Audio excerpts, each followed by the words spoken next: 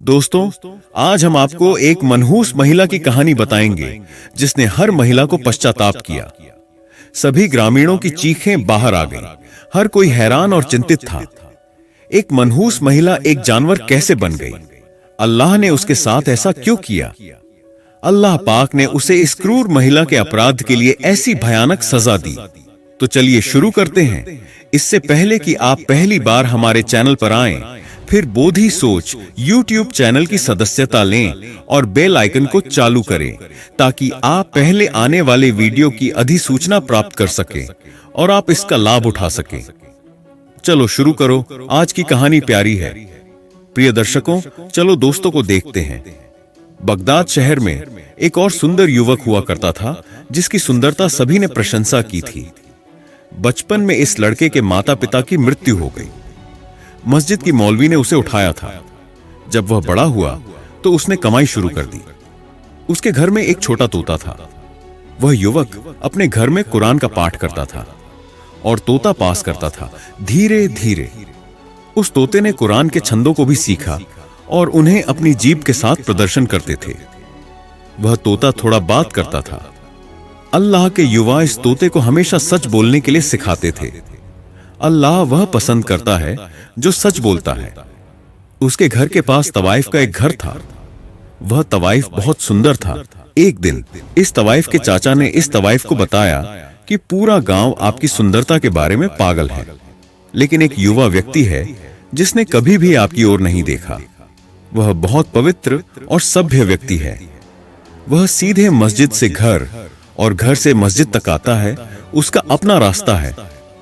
उस तवाइफ ने कहना शुरू कर दिया, यह कैसे संभव हो सकता है? अपनी सुंदरता को देखकर यहां तक कि रईस भी उनकी शालीनता को भूल जाते हैं। वे एक पाप करते हैं। यह महान विद्वान हाफिज कौन है जो मुझे नहीं देखता है? उनके सेवकों ने कहा, यदि आप चाहें तो आप इसे आजमा सकते हैं। उसने कहा, ठीक है। अब इस तवाइफ ने अपनी पोशाक बदल दी और एक सभ्य लड़की के कपड़े पहने घर के दरवाजे के सामने खड़े हो गए ताकि जब भी वह लड़का आया तो वह उसे कुछ बहाने से बुला सके। वह उसे गुमराह कर सकता था।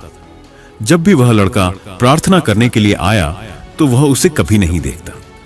वह नीचे देखता था और मस्जिद में जाता था और नीचे देखता था और अपने घर वापस आ जाता था। इस तरह के दिन बीत गए, लेकिन इस लड़के ने कभी देखा और उस तवाइफ को देखा। एक दिन कि तवाइफ जानबूझकर जमीन पर गिर गया। जब इस युवक ने इस लड़की को जमीन पर लेटते देखा तो उसने सभी से पूछा कि यह लड़की कौन है। वहां खड़े होकर सभी ने कहा, हम इस लड़की को नहीं जानते हैं, क्योंकि तवाइफ ने अपनी पोशाक बदल दी थी। वहां खड़े होकर लोगों ने कहा, वह एक गरीब परिवार की लड़की की तरह दिखती है। युवक ने कहा, उसे उठाओ और उसे मेरे घर ले जाओ। फिर लोगों ने लड़की को उठाया और उसे लड़के के घर ले गया। लड़की सोचने लगी, मेरा पहला लक्ष्य हासिल कर लिया गया है। अब मैं आसानी से इस युवक अल्लाह के इस आदमी को गुमराह कर सकता हूं और यह और भी आसान हो जाएगा कि लड़का ईशा के लिए प्रार्थना करने के लिए मस्जिद में गया। वह महिला उसका इंतजार कर रही थी। वह आया और पूछा, आप कैसा महसूस कर रहे हैं? उस तवाइफ महिला ने अपनी कमजोरी के लिए बहाना बनाना शुरू कर दिया और अपनी आंखों में अपनी शैतानी सुंदरता दिखाने लगी।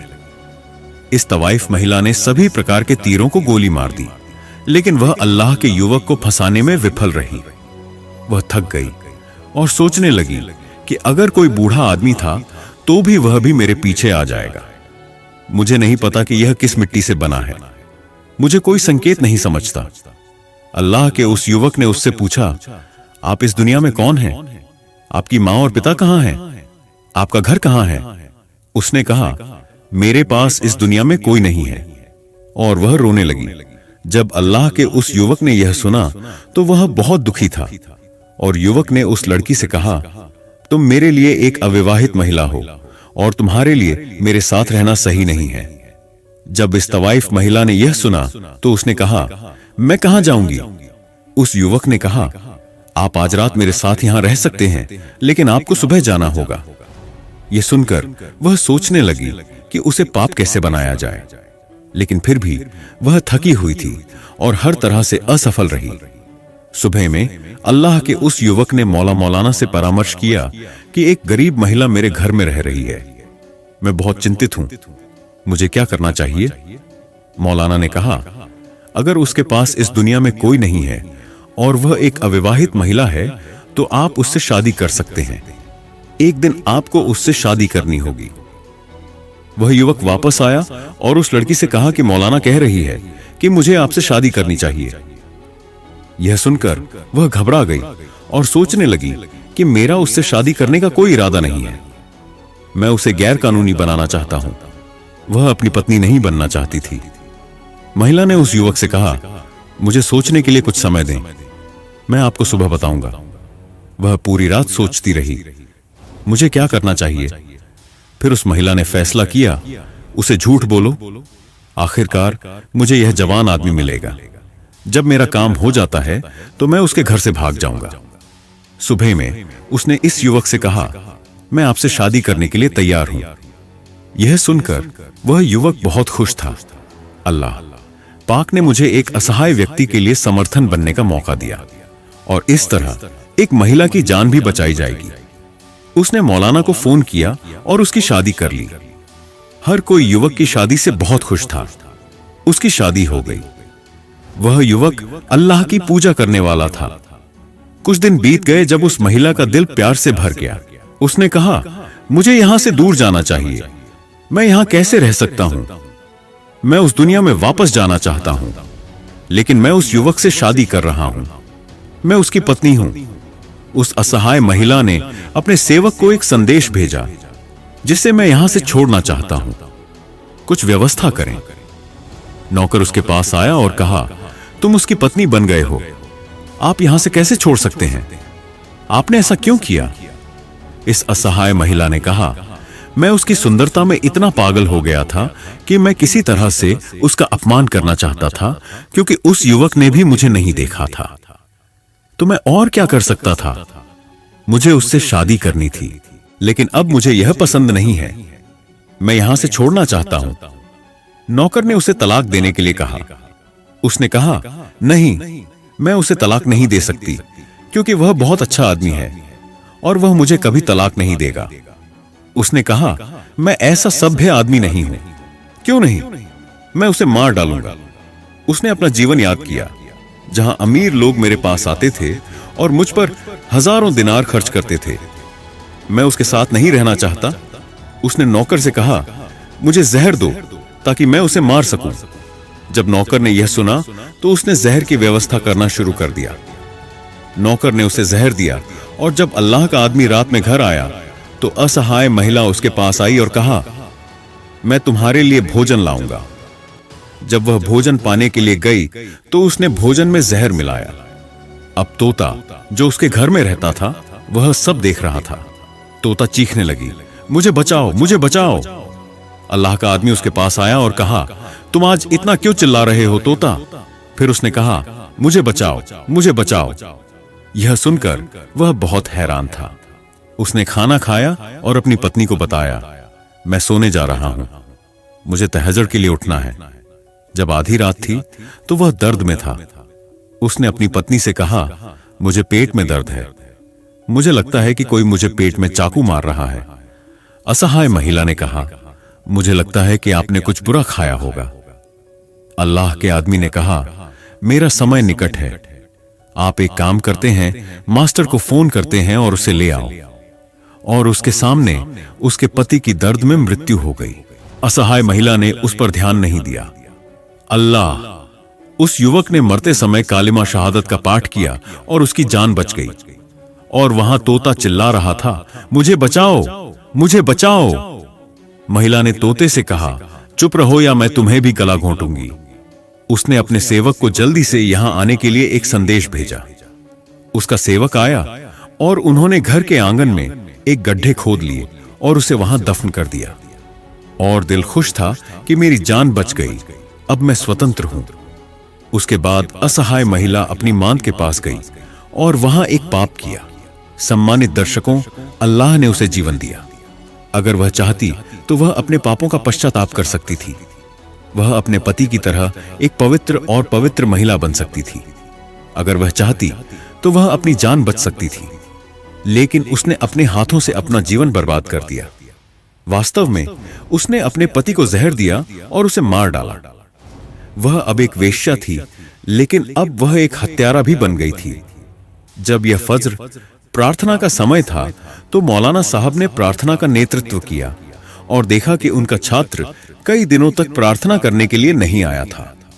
वह बहुत परेशान था और अपने घर आया। उसके दरवाजे ने दस्तक दी, लेकिन किसी ने उसके घर का दरवाजा नहीं खोला। मौलाना साहब सोच रहे थे कि वह सो रहे होंगे, लेकिन वह यह भी सोच रहा था कि उसका छात्र कभी भी प्रार्थना नहीं छोड़ सकता।